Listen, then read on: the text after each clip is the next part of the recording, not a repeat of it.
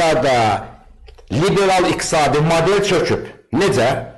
Əvvəl dedilər ki, biznes sərbəst olsun dünya iqtisadiyyatında, əsas inkişaf eləmiş ölkələrdə, rifah cəmiyyətlərində. Bu rifah yaradacaq. Dövlət qarışmasın iqtisadi strukturlara. Bir mexanizm quruldu. Həqiqətən rifah yaratdı. Demokratik ölkələrdə rifah, liberal iqtisadi model yaratdı. Amma nə baş verdi? Dövlət ki, biznesdən əlini çəkdi, nə qədər ağıllı adam var idi, hamısı getdi biznesə. Nə qədər onlardan biraz az ağıllı olanlar siyasətə gəldi.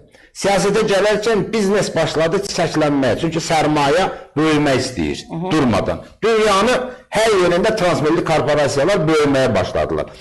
Və transmilli korporasiyaları böyüyərək elə bir hala gəldilər ki, siyasəti və siyasətçiləri udmağa başladılar. O qədər gücləndilər ki, dünyada. Transmilli korporasiyalar, indi bax, Trump necə gəldi? Məsələn, bax, biznesdən gəldi. Əvvəllər siyasət adamı, məsələn, bu proses nə zaman? Əvvəl bax 18, 19, 20-ci əsrlərin siyasi xadimlərinə baxın. Bu siyasi xadimlər dünyaya vizyonu var. Dünyaya yön verir. Onun qərarları ilə dünya şəkillənir. O siyasi liderlərdən bugün demək olar yoxdur. Amma transmilli korporasiyalar o zaman siyasətin təyyarələrə dolduğu 20-ci əsrdə aparıb dünyaya təqdim elədi ki, mənim biznesmenlərim də bunlarla iqtisadi münasibətlərdə bu dövlət bundan iş görsün, iqtisadiyyat da ora girsin. Amma indi tərsinədir. İqtisadiyyat özü siyasətə diktə eləyir. Və bu nə baş verdi? Dövlət siyasət iqtisadiyyatdan əlini çəkdikcə, iqtisadi siyasətdən də əlini çəkdi. Necə? Transmilli korporasiyalar başladılar çox böyük pullar qazanmağa və dünyada disbalans yarandı gəlirlərin bölgüsündə. Azlıq, 10% azlıq dünya gəlirlərinin 90%-ni götürdü. Yerdə qalan 90% çoxluq 10%-ni. Və bu sivil rifah ölkələrində də insanlar siyasətdən əllərini götürdülər deyə biznesə yönəldilər və seçkilərə getmədilər. Demokratik ölkələrdə insanların seçkiyə getmə faizi 25-30%-dir. İnsanların böyük əksəriyyəti siyasətdən uzaqlaşan kimi siyasət qaldı biznesin pulunun əlində. Trump'ın ümidinə. Bəli, siyasət qaldı biznesin əlində, pulunun əlində və siyasətçilərə yön verməyə başladılar ki, bu qərarları verin. Bütün qərarlar böyük transmilli korporasiyaların xeyrinə qəbul olundu.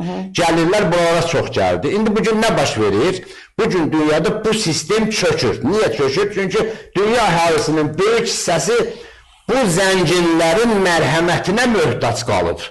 Bunlarda mərhəmət eləmir. Bu qədər milyarder var dünyada, amma bu qədər də səfil insan var.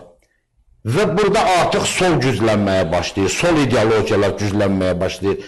Ölkələr, sivilizasiyalar, mədəniyyətlər bir-biri ilə qarşı durmaya başlayır. Çünki ortaq bir yeni düzənin mədəniyyəti ortaya çıxmır. Çünki o mədəniyyət antologiyasını yaratmaq lazımdır. Qərbdə elm var, texnologiya var, pul var.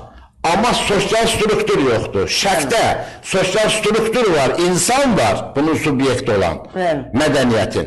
Amma burada da pul yoxdur, rifah yoxdur, ədalət yoxdur, hüquq yoxdur. Ortaq bir mədəniyyət ortaya çıxana kimi bu qarşıdurmalar dərinləşəcək. O cümlədən də Rusiya ilə Ukrayna arasındakı qarşıdurma da bir mənada Ləman xanım, bax bu qlobal təlatümün bir tərkib hissəsidir. Çünki dünyada insan faktorunun özü də dəyişir. İnsan 50 il qabaqçı insandır ki, siyasət də 50 il qabaqçı siyasət olsun. İnsan bugün dəyişib. İnsanlar bugün bir-birlərinə agresivdir. Bu Schopenhauer'ın məşhur kirpi dilemması anlayışı var da, deyir, kirpilər soyuq havada, üşüyəndə bir-birlərinə yaxın gəlirlər. Bir-birlərinə yaxın gələndə tikanları bir-birlərinə batır. Batanda aralaşırlar. Aralaşanda təhdə yaşamaq olan şey deyil, yenə üşüyürlər. Məcbur olurlar, yenə yaxınlaşırlar. Amma nəhayət bir neçə dəfə yoxlayaraq ən optimal məsafəni tapırlar ki, həm bir-birlərini isidirlər, həm də tikanlarını bir-birlərinə batırmırlar. Amma insanlar bu münasibətlər sistemini çox gec tapa bilir. İnsanlar bir-birlərinə agresivdir, o tikanlarını batırır. Ayrı-ayrılıqda da yaşamaq olmaz. Məcbur sən o sosial sistemin içindəsən.